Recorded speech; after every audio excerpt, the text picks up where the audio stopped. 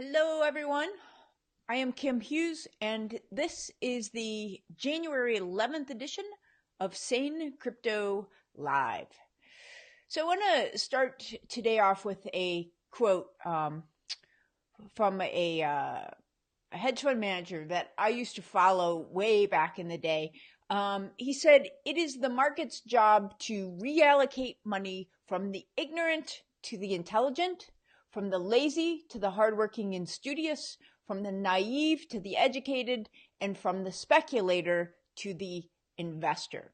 And that quote is really appropriate for what I want to talk to you about today, because something it's really distressing to me. The number of people following the crypto cheerleaders and hanging on their every word, and worse, taking their advice and acting on that.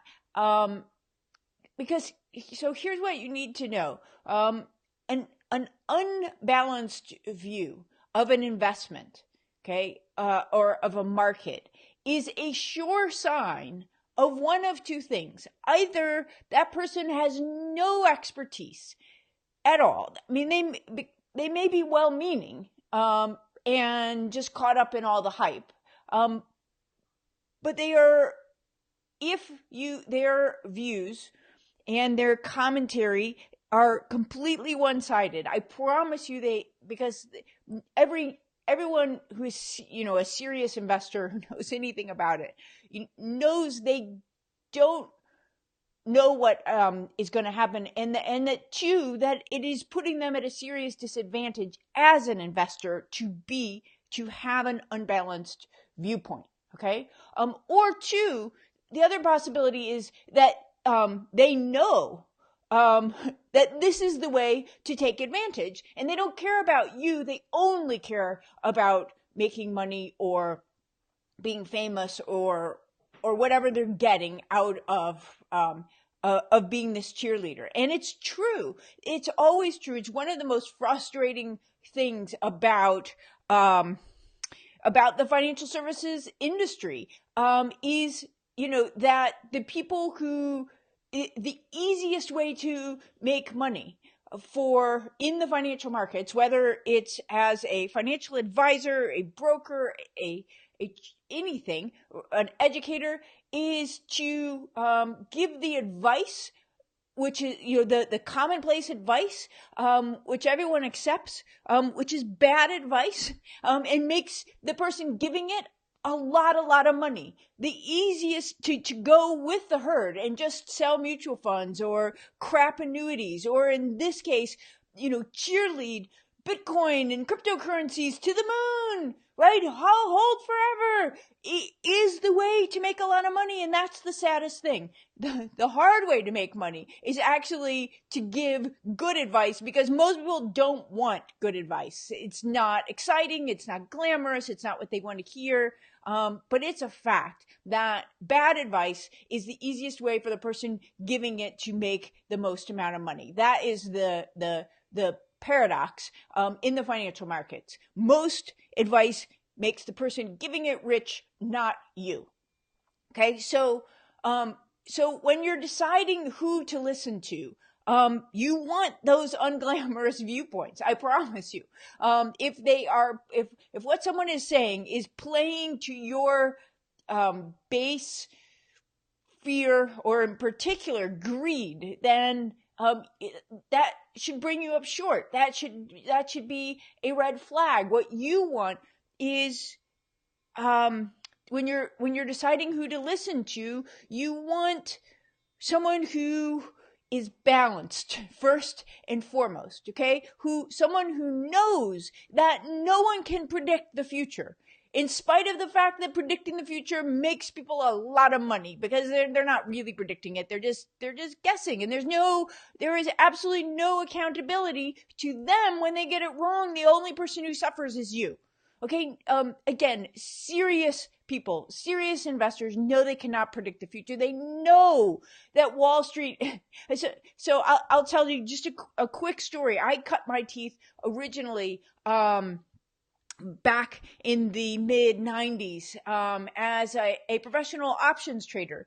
And one of the things that we would sit and watch was you would see one of these big Wall Street analysts come out, and they'd be on CNBC that morning, and they would say, we have just announced a buy, that I don't even know if they still do this anymore, right? But because it's been so long since I watched CNBC and all that. But anyway, we announce a buy, and we have a price target of $14,000 on Bitcoin. Okay, just to use the current thing. Okay, and then because as a trader, you can sit and you can see all of the market makers and the brokerage firms, their proprietary trading desks, because that's the thing that most people didn't understand, is that most of the money that Wall Street firms make is from their prop trading, not from having your brokerage account. That creates order flow for them. So you'd see him say, okay, so we've issued a buy target of 14,000 on Bitcoin, and then you could sit and watch. You just watch as all of their people, because the other thing they do is they call out their brokers on the Squawk Box and say, tell your clients we've got a buy target on Bitcoin for 14,000, and then you'd sit there and you'd watch them, and their prop traders were selling that same brokerage firm's own Bitcoin into the order flow that they had created. Okay, so whether it's a Wall Street prediction or somebody that you hear on a podcast, or you pick up in a chat room, that should make you very nervous. Okay. Because it probably isn't what you think it is, right? And here's the thing, right? Going back to this idea of you want someone who has a balanced view.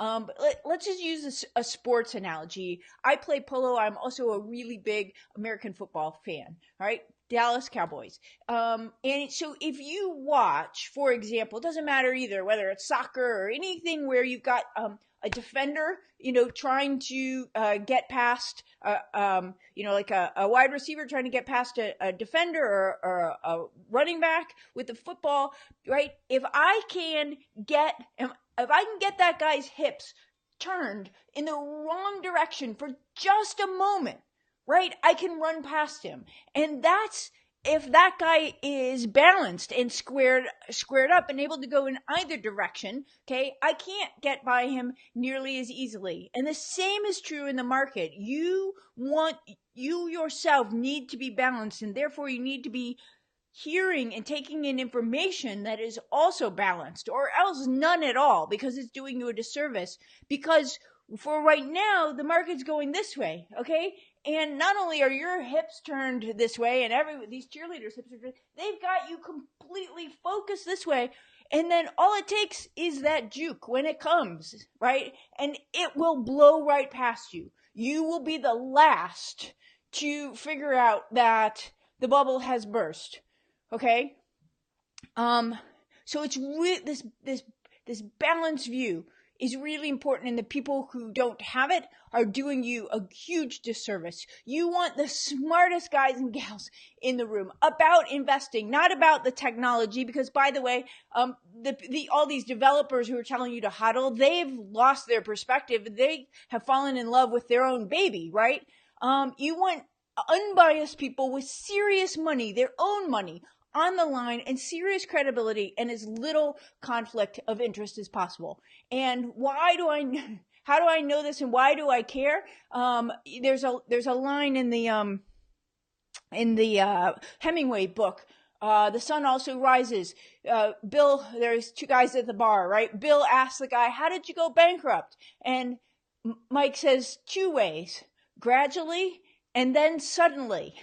Okay, I've been there. I've done that. I know what that feels like, right? Because I once, as a youngster out of college, when the company I worked for went public, made loads of money, more money than most people would expect to make in a lifetime. I turned it over to a broker at one of these firms whose name you certainly know the name of unless you lived under a rock. Quit my job, proceeded to have a really good time.